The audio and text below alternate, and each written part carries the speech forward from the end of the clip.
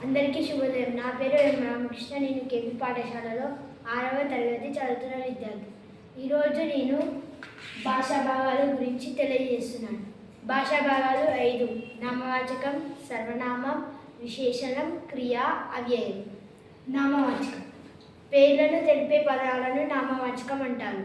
ఉదాహరణ: రామయ్య, తోట, చెట్లు మొదలైనవి. సర్వనామం పేర్లకు బదులుగా వాడే పదాలను సర్వనామం అంటారు. ఉదాహరణ: వాడు, ఈమె, నేను మొదలైనవి.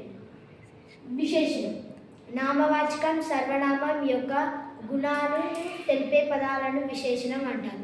ఉదాహరణ: అవి ఎర్ర గులాబీ, ఇది పెద్ద సూట్ కేసు. క్రియ కర్త చేసే పనిని తెలిపే పదాలను క్రియ అంటారు. ఉదాహరణ: పావని పాట పాడుతుంది. అవ్యయం లింగ, వచన, విభక్తుల చేత మార్పు చెందని పదాలను అవ్యయం అంటారు. ఉదాహరణ: అక్కడ, అయ్యో, ఓహో, ఎలా, ఆహా. ధన్యవాదాలు.